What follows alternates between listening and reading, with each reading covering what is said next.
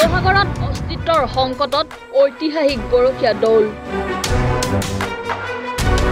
গৌৰীসাগৰ পুখুৰীৰ পাৰত অৱস্থিত এই গৰখীয়া দৌল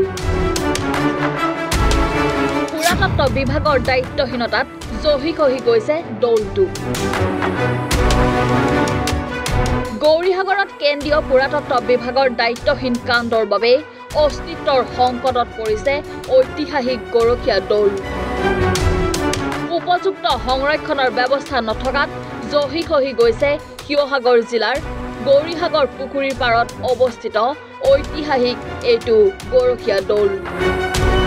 উল্লেখ্য যে 1950 চনৰ ভূমিকম্পত খহি পৰা গৰখীয়া দৌলৰ পৰ্যবেক্ষণ আৰু গৱেষণাৰ কাম কৰিছিল কেন্দ্ৰীয় পুৰাতত্ত্ব বিভাগে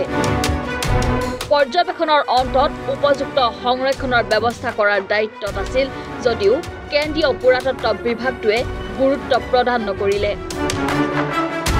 উল্লেখ্য যে স্বৰ্গদেউ শিৱসিংহৰ ৰাজত্বকালত বৰৰজা ফুলেশ্বৰী কোঁৱৰীয়ে গৌৰীসাগৰ পুখুৰীৰ খান্দি তিনিটাকৈ দৌল নিৰ্মাণৰ বাবে পোনপ্ৰথমে গৰখীয়া দৌল নিৰ্মাণ কৰি পূজা অৰ্চনা কৰিছিল এই দৌলটোৰ বৰ্তমান ভগ্নাৱশেষ আছে যদিও কেন্দ্ৰীয় পুৰাতত্ত্ব বিভাগটোৱে গুৰুত্ব প্ৰদান নকৰাত আটাচু ক্ষোভিত হৈ উঠিছে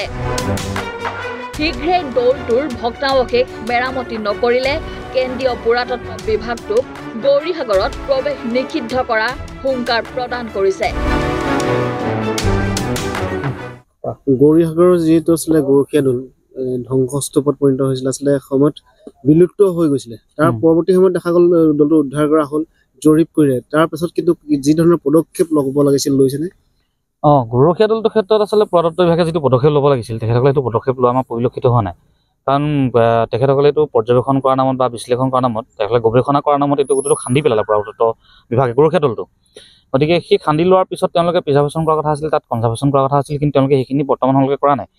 আচলতে এই বস্তুখিনি আমাৰ এটা সম্পদ যদিও সেই দৌলটো ভাগি গ'ল তাৰ যিখিনি অৱশিষ্ট আছে অৱশিষ্টখিনি আচলতে আমাৰ বিভিন্ন সংগ্ৰহালয়ত থ'ব পাৰে বা বিভিন্ন দেশে চাবৰ পৰা এটা আকৰ্ষণীয় বস্তু বনাব পৰা তাত স্থল আছে কিন্তু তেখেতসকলে সেই বস্তুখিনি গুৰুত্ব নিদি দৌলটো আচলতে যেনেধৰণে আছিল তাতকৈ বেয়া এটা পৰ্যায়ত এৰি থৈ গুচি গ'ল এতিয়া বৰষুণ পৰি ৰ'দ পৰি সেই দৌলটো যিবিলাক কৰাল আছিল বা ইটাবিলাক যিবিলাক আছিল তাৰ যিখিনি মানে দৌলটোৰ অৱশিষ্ট আছিল অৱশিষ্টখিনি সম্পূৰ্ণৰূপে ধ্বংস হৈ এটা মাটি পৰ্যায়লৈ গুচি গৈছে মাটি হৈছে অলপ গতিকে সেই বস্তুখিনি তেনেকৈ এৰি থৈ যোৱাটো আচলতে পুৰাতত্ত্ব চৰম গাফিলতি বুলি ভাবোঁ পুৰাতত্ত্ব বিভাগ কেন্দ্ৰীয় পুৰাতত্ত্ব বিভাগে এই ক্ষেত্ৰত উচিত পদক্ষেপ ল'ব লাগিব অন্যথা কেন্দ্ৰীয় পুৰাতত্ত্ব বিভাগ আমি সদত্ত হেমচাটে ভৱিষ্যতে আমাৰ ওচৰত জবাবদিহি হ'ব লাগিব হয় গৌৰীসাগৰ আচলতে যিসমূহ কীৰ্তিচিহ্নসমূহ আছে এইসমূহ আমি যিমান দূৰ আচলতে প্ৰযুক্তিৰ ক্ষেত্ৰত বা এই নতুন প্ৰজন্মটোৰ উন্নয়নৰ ক্ষেত্ৰত যিসমূহ কাম কৰিব লাগিছিল আচলতে পৰ্যটনৰ দিশটো ঠিক কৰিবৰ কাৰণে আৰু যিহেতু গৌৰীসাগৰৰ যিসমূহ ঐতিহাসিক ক্ষেত্ৰসমূহ আছে সেইসমূহ কিন্তু সম্পূৰ্ণ পৰ্যটনৰ আচলতে সম্ভাৱনা থকা এডোখৰ আচলতে ঠাই কিন্তু এই ঠাইডোখৰত কোনো ধৰণৰ আচলতে কীৰ্তিচিহ্নসমূহক লৈ কোনো ধৰণৰ পৰ্যাপ্ত পৰিমাণৰ কিন্তু কাম কাজ আমি দেখা পোৱা নাই কিন্তু ইয়াৰ কেইদিনমান আগতে যি আমাৰ গৰখীয়া দৌলটো আচলতে পুনৰ উদ্ধাৰৰ কাম হাতত লৈছিলে পুৰাতত্ত্ব বিভাগে অকল অলপমান কাম কৰি আচলতে পাল মৰা লিখা কাম কৰা লিখা আমাৰ আচলতে দেখা পোৱা গৈছে সেইকাৰণে আমি গৌৰীসাগৰ আমি ছাত্ৰসন ঠাই আহিব লগা দিনত কিন্তু যদি আমাৰ এই গৌৰীসাগৰৰ পৰ্যটনৰ ক্ষেত্ৰৰ সম্ভাৱনা থকা ঠাইডোখৰক লৈ এই পুৰাতত্ত্ব বিভাগটোৱে যদি কাম কাজ হাতত নলয় আমি আহিব লগা দিনত গণতান্ত্ৰিকভাৱে কিন্তু প্ৰতিবাদ কৰিবলৈ সক্ষম হ'ম কেতিয়া ভাগিছে 1950 চনৰ যি ভূমিকম্প আহিছিলে সেই সময়তে গৰখীয়া দৌলটো ভাগিছিলে বুলি আমি জানিব পাৰোঁ কিন্তু তাৰ পাছৰ পৰা কিন্তু আমি যিমানো জানিব লাগিছিলে কিন্তু সিমানখিনি আচলতে কাম কাজ আমি হোৱা দেখা নাই অকল গৌৰীসাগৰ অকল এই দৌলকেইটা বুলি নহয় নাম ডাঙৰ শিলৰ সাঁকো আমাৰ আচলতে গৌৰৱৰ সেই নাম ডাঙৰ শিলৰ সাঁকোখনো কিন্তু বৰ্তমান সময়ত আচলতে গা এৰা দিয়া লিখীয়া আচলতে দেখা পোৱা গৈছে